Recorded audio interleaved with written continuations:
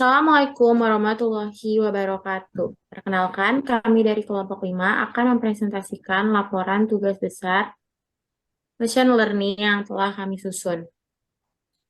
Dianggotai oleh yang pertama ada Adin Amatullah Suparjo dengan NIM 1301 24286. Ada saya sendiri Dufa Arista dengan NIM 1301 24156. Royadi Kayanto dengan NIM 1301 204 dan juga Rizky Argia Mualim dengan NIM 1301 200 0345. Yang pertama ada bab 1. Di sini ada tools pra pemrosesan data. Kami menggunakan Google Colab dan juga sklearn. Untuk deskripsi masalahnya sendiri, Jerman Credit Risk adalah database yang berisi informasi tentang peminjaman yang diberikan oleh Bank Jerman kepada pelanggan. Setiap entry dalam catatan ini mewakili pelanggan yang mengajukan kredit dan menyertakan informasi tentang latar belakang keuangan mereka dan faktor lain yang dapat mempengaruhi kemampuan pelanggan untuk membayar kembali pinjaman. Dataset ini terdiri dari 20 kolom yang mewakili informasi pelanggan seperti usia, pendapatan, status perkawinan, dan lain-lain. Selain itu, catatan ini juga berisi bendera yang menunjukkan apakah nasabah dapat melunasi peminjaman atau tidak. Dengan bantuan kumpulan data ini, model pembelajaran mesin disiapkan yang dapat menggunakan informasi yang tersedia untuk memprediksi kemampuan pelanggan untuk membayar.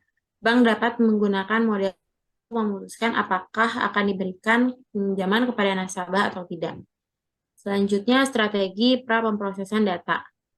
Yang pertama, mencari value dari atribut yang hilang dan jika ada, maka value tersebut akan diisi dengan rata-rata tersebut.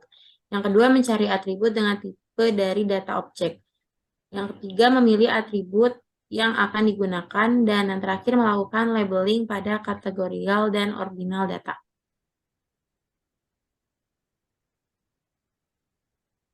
Selanjutnya, bagging. Bagging atau bootstrap aggregating adalah salah satu ensemble method yang ada pada machine learning. Bagging dapat digunakan untuk meredukasi nilai varians dan mencegah terjadinya overfitting. Ide dasar dari bagging adalah dengan membuat beberapa submodel yang independen dan dari satu sama yang lain. Kemudian menggabungkan hasil dari setiap submodel tersebut menjadi satu. Bagging membuat banyak model dengan mengambil banyak sampel dari kumpulan data yang ada. Setiap sampel yang diambil bersifat acak sehingga tidak semua sampel terpilih dapat setiap pada iterasi. Dan sampel yang diambil dikembalikan ke dataset agar dataset tidak berkurang ukurannya. Kemudian model yang dibuat dari masing-masing sampel tersebut dibandingkan dengan data uji, hasilnya dibandingkan. Secara umum, agresiasi hasil setiap model dilakukan dengan mengambil rata-rata dari setiap hasil atau dengan mengambil hasil yang paling sering muncul. Bagging dapat digunakan dengan berbagai macam model machine learning seperti decision tree, logistic regression, dan lain-lain. Untuk implementasinya, di sini kami menggunakan import library bagging classifier dan juga decision tree classifier. Lalu buat submodelnya sendiri dengan metode decision tree.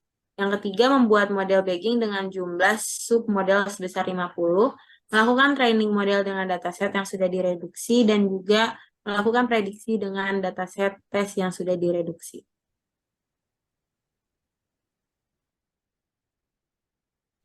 Oh ya, untuk selanjutnya kita akan masuk ke pemrosesan data dan visualisasi. Untuk tools pemrosesan datanya, kita menggunakan Google Colab-nya dan ada beberapa library seperti Pandas, NumPy, Matplotlib.pilot, dan Seaborn. Dan untuk langkah-langkahnya yang kita lakukan yaitu pertama itu mencari atribut dengan missing value-nya. Dan keduanya mencari atribut yang memiliki tipe data objek. Ketiga itu memilih fitur yang digunakan untuk pembuatan modelnya.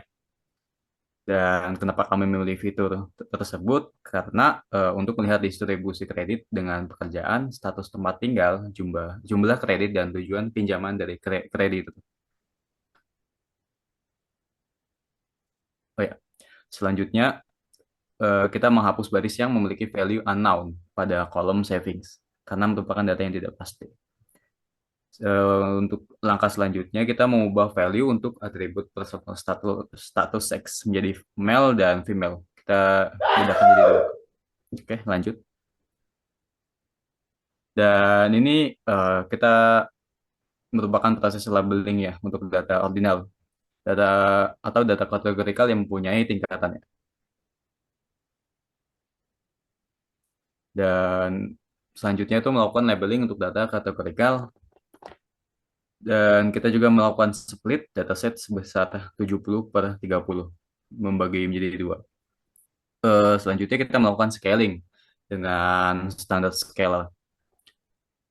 Kita selanjutnya juga kita menggunakan PC atau Principal Component Analysis untuk mereduksi dimensi dari datasetnya. Lalu kita melakukan uji EDA. EDA itu Exploratory Data Analysis. Setelah kita run, kita dapat melihat hasilnya. Dan untuk penjelasannya, terlihat banyak kreditur yang memiliki apartemen sewa merupakan pemberi pinjaman terbanyak dari resiko kredit paling rendah, dengan jangka waktu pinjaman 10 hingga 20 bulan. Dan jangka waktu juga mempengaruhi resiko kredit. Karena semakin lama pinjaman, maka semakin banyak bahaya yang akan terjadi. Oke, lanjut. Oke, untuk hasilnya, penjelasan dari data yang tersebut yaitu semakin tua usia, maka semakin rendah resiko kreditnya. Namun, dengan jumlah pinjaman dan jangka waktu pinjaman yang besar, maka resiko kreditnya tinggi. Penjelasan dari tabel ini, kebanyakan kreditur memiliki pekerjaan dengan tiernya 2.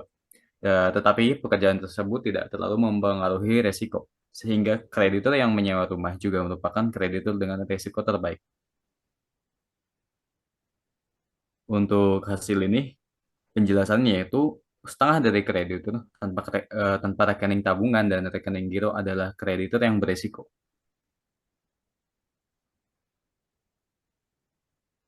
Nah, ini merupakan hasil untuk korelasinya dari semua itu. Tabel korelasi di atas menunjukkan bahwa jumlah pinjaman sangat terkait dengan jangka waktu pinjaman. Karena semakin besar jumlah pinjaman, maka semakin lama jangka waktu pinjamannya.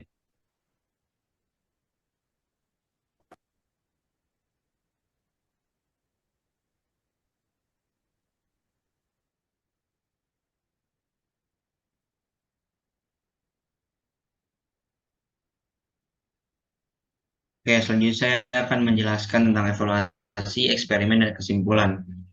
Yang pertama itu ada evaluasi. Setelah proses pelatihan dan prediksi model dengan menggunakan data uji selesai, diperoleh sebuah matriks konfusi, yang mana C 0,0 dengan nilai 7 adalah benar negatif. Lalu C 1,0 dengan nilai 7 adalah positif palsu, dan nilai 12 C 0,1 adalah negatif palsu di 2, dan C 1,1 adalah positif sejati di 99. Dan berikut adalah predicted tabelnya. Setelah kita mendapatkan nilai dari matriks konfusi, kita dapat mencari matriks lainnya yaitu precision, recall, dan precision dengan menggunakan rumus precision itu TP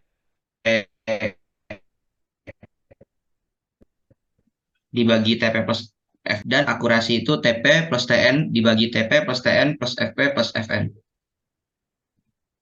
Boleh di selanjutnya. Dan hasil dari perhitungan ketiga matriks tersebut adalah akurasinya itu 88,33%, precisionnya 89,19%, dan recall 98,02%. Berdasarkan dari perhitungan tersebut, model prediksi mencapai akurasi yang baik, yaitu lebih dari 88% dengan recovery dan akurasi sebesar 89,19% dan 98,02%. Selanjutnya kita ke eksperimen. Setelah menggunakan submodel pohon keputusan, kami telah mencoba, boleh diatasin. Kami telah mencoba menggunakan ANN sebagai submodelnya. Data yang digunakan tidak berubah, dan submodel yang digunakan dikurangi menjadi 10 submodel. Boleh dikebawahin dulu. Nah, dapat kita lihat dari conversion matrix bahwa terjadi perubahan nilai dan hal ini dapat mempengaruhi matriks precision, recall, dan akurasinya. Sehingga kita mendapatkan akurasinya 84,17%, precisionnya 88,68%, dan recall-nya 93,07%.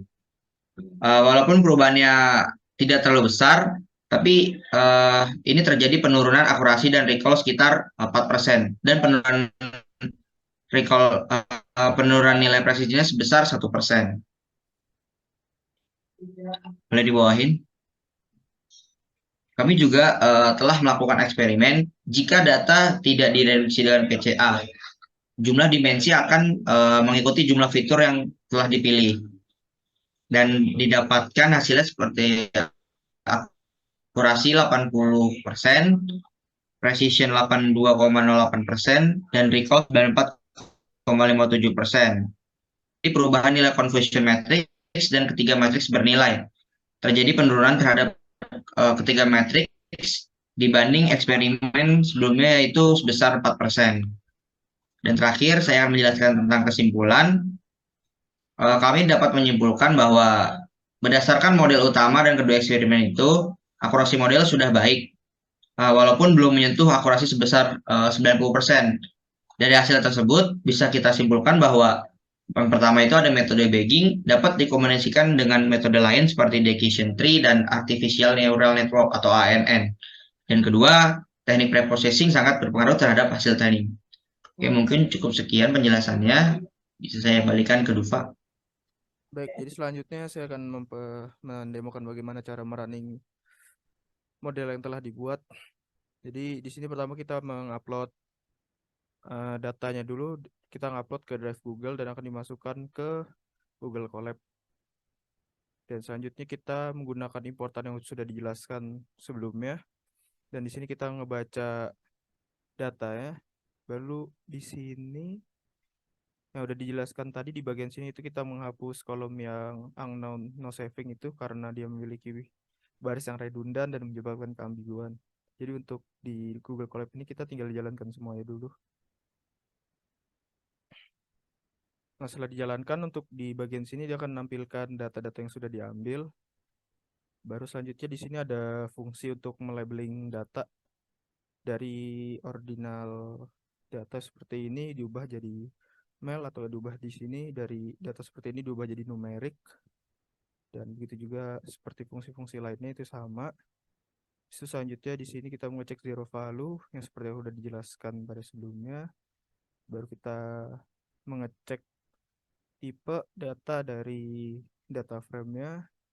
Baru kita memilih atribut yang akan digunakan untuk model dan mengubah tipe data objek menjadi integer. Terus selanjutnya di sini fungsi untuk menampilkan distribusi dari durasi pinjaman dan kepemilikan rumah dengan resiko kredit. Ini dapat dilihat di sini. Kreditor yang memiliki rumah dengan durasi pinjaman 10 hingga 20 bulan merupakan kreditor yang paling banyak memiliki kredit risk paling rendah serta durasi penguatan terhadap kredit risk, karena semakin lama pinjaman maka semakin berbahaya.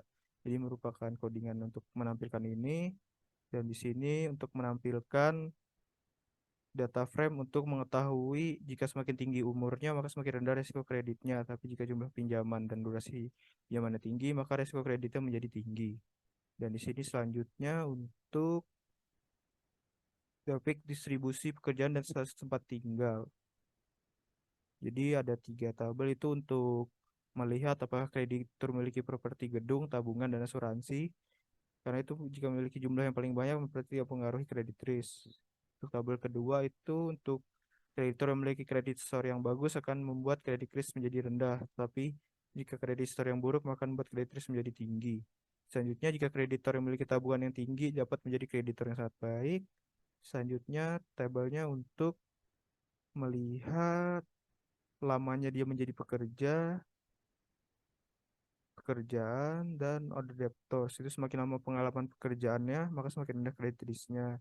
Baru kreditor yang merupakan karyawan yang memiliki skill dalam pekerjaannya memiliki risiko yang paling rendah ketimbang karyawan yang menjadi manajer. Terus selanjutnya itu kreditur yang meminjam pinjaman di bank lain sangat sedikit sehingga membuat kebanyakan kreditur memiliki risiko yang rendah. Baru code untuk selanjutnya itu untuk menampilkan tabel-tabel korelasi. Sudah dijelaskan sebelumnya bahwa pada tabel korelasi di atas lihat bahwa jumlah peminjaman memiliki relasi yang tinggi dengan durasi. Hal ini karena semakin tinggi jumlah pinjamannya maka semakin lama durasinya.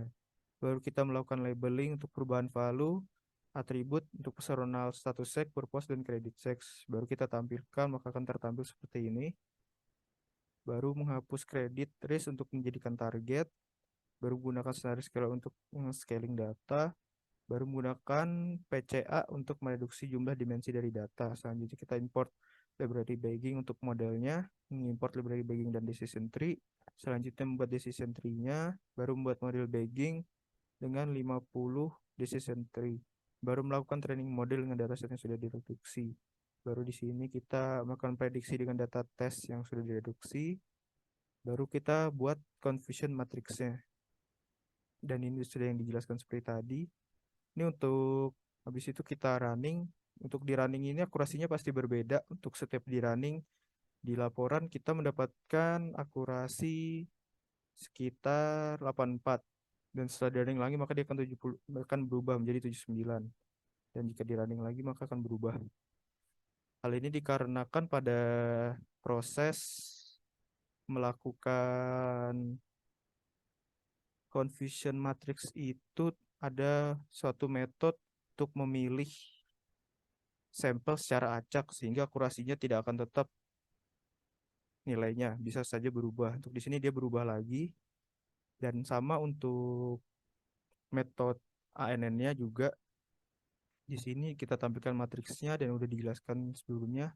Di sini untuk ANN-nya juga di sini kita mendapatkan akurasi 84 dan 8 precision 88 dan recall 93 untuk running sebelumnya dan di sini juga dia berubah. Ya sama seperti sebelumnya karena ada random sampling jadi untuk akurasinya itu tidak akan selalu sama. Baik. Sekian dari demo programnya. Saya kembalikan ke Dupa.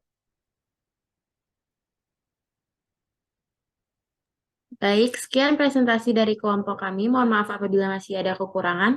Wassalamualaikum warahmatullahi wabarakatuh.